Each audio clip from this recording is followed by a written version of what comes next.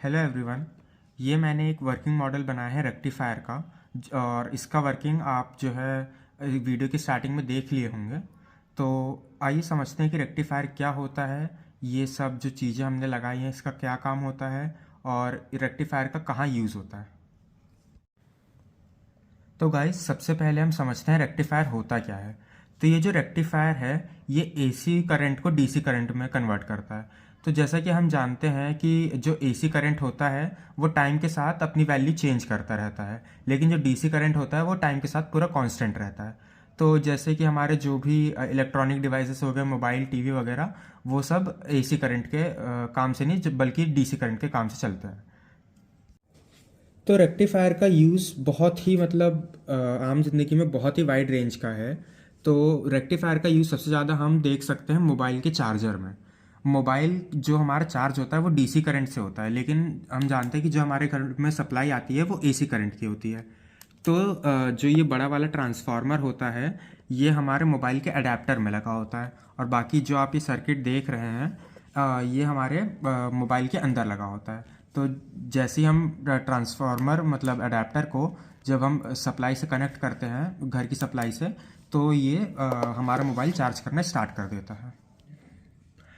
तो अब हम सबसे पहले समझते हैं कि इसमें कौन से कंपोनेंट लगे हैं रेक्टिफायर में और किस कंपोनेंट का क्या काम होता है। तो सबसे पहले आप जो ये देख सकते हैं इसको कहते हैं ट्रांसफार्मर। ट्रांसफार्मर दो टाइप के होते हैं, स्टेप अप और स्टेप डाउन। हमने यहाँ पे जो लगाया है ये स्टेप डाउन ट्रांसफार्मर है। स्टेप डाउन ट्रांसफार्मर का काम होता है वोल्टेज को कम करना। मतलब जब हम 220 या 30 वोल्ट की सप्लाई इसको लगाएंगे तो ये इसको कम करके 69 वोल्टेज में डाल देगा। अब उसके बाद आप ये जो दो ब्लैक कलर के देख सकते हैं छोटे से कंपोनेंट्स, इनको कहते हैं हम डायोड। और अगर स्पेसिफिकली कहें तो ये होता है पीएन जंक्शन डायोड। उसके बाद ये है कैपेसिटर।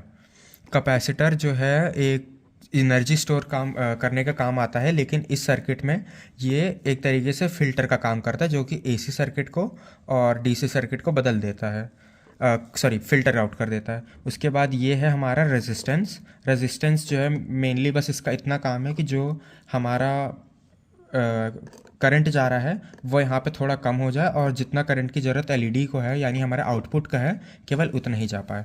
और एक चीज़ मैं आपको बताना भूल गया, इस रेक्टिफायर में सबसे मेन काम इन दो डायोड्स का ही होता है। ये डायोड्स टाइम के साथ साथ एक अगर रिवर्स होगा तो एक अपने आप फॉरवर्ड हो जाएगा, और अगर एक रिवर्स होगा तो दूसरा अपने आप फॉरवर्ड हो जाएगा। ऐसा वाइसा वर्सा चलता रहता है, और हमारे इस रेक्टिफायर में सबसे ज़्यादा जो बड़ा काम करता है वो यही दोनों करते हैं।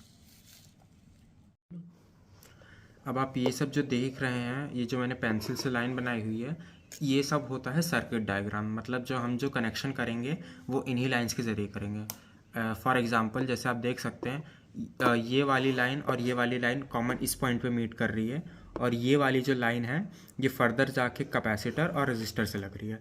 मतलब जब हम अपने कनेक्शन करेंगे तो एक जो वायर होगा उससे हम इन दोनों से कनेक्ट करेंगे, सेकेंड वायर को हम रेजिस्टर और कैपेसिटर से कनेक्ट करेंगे।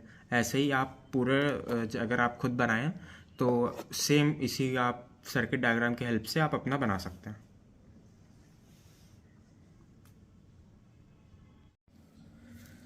तो गाइस ये वाला जो हमारा सर्किट होता है, ये नहीं, केवल इतना जो सर्किट होता है कैपेसिटर, रेजिस्टेंस और यहाँ पे जो भी आप आउटपुट चाहते हैं, इतने को कहते हैं हम फिल्टर सर्किट। अब फिल्टर सर्किट क्यों कहते हैं ये मैं आपको वीडियो की स्टार्टिंग में बता चुका हूँ कि जब भी एसी करंट होता है तो एसी करंट यहाँ कैपेसिटर के पास से होके निकल जाता है। डीसी करंट यहाँ से इसलिए नहीं निकल पाता क्योंकि डीसी करंट कैपेसिटर जो होता है वो डीसी करंट को इनफाइनाइट रेजिस्टेंस प्रोवाइड कर देता है।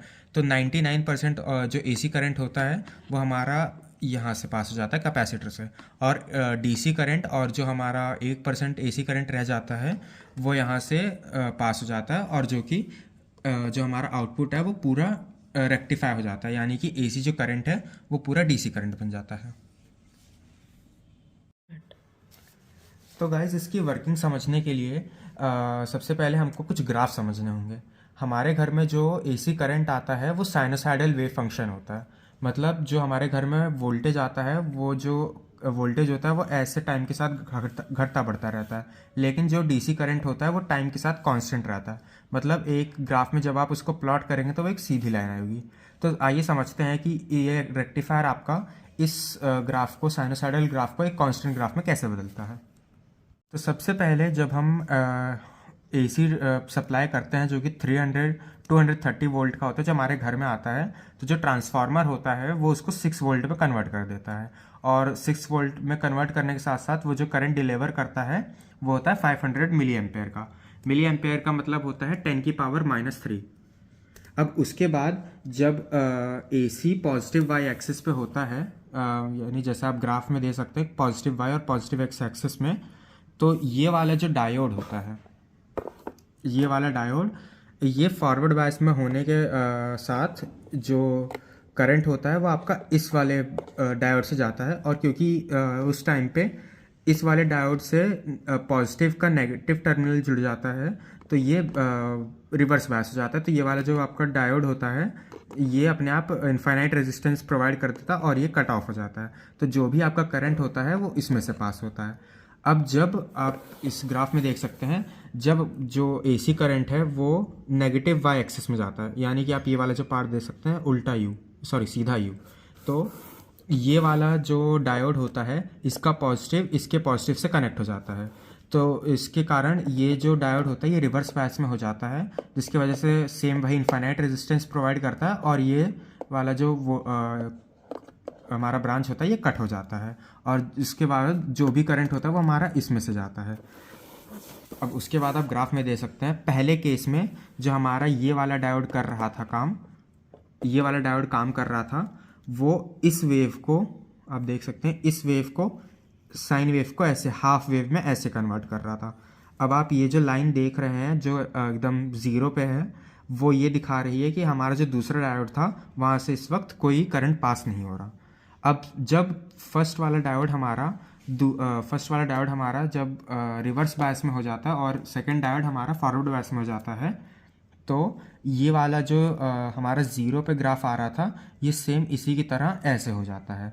तो जब ये एक साथ वर्क करता है, मतलब जब हमारा जो घर का वोल्टेज है वो ऐसे ऐसे आता है, तो ये जो दोनों डायोड्स हैं ये इसको ऐसे ऐसे ऐसे ऐसे रेक्टिफाई कर देता है, और इस टाइम पे कोई भी नेगेटिव वोल्टेज नहीं आ रहा होता है। तो अब हम इसको ऑन करने जा रहे हैं। तो सबसे पहले इसको ऑन करा और हम लाइट सारी बंद कर देंगे। अब आप देख रहे हैं ये जो लाइट है ये फ्लिकर कर रही है। लाइट फ्लिकर इसलिए कर रही है क्योंकि जैसे मैंने आपको बताया था कि केवल 99% जो हमारा एसी करंट होता है वो कैपेसिटर से जाता है। जो 1% एसी करंट है वो इस लाइट को फ्लिकर करवा रहा है। और अगर हमारा आइडियल कैपेसिटर होता तो ये जो लाइट हमारी ये फ्लिकर ना कर रही होती, जबकि एक प्रॉपर कांस्टेंट हमको ब्राइटनेस दे रही होती।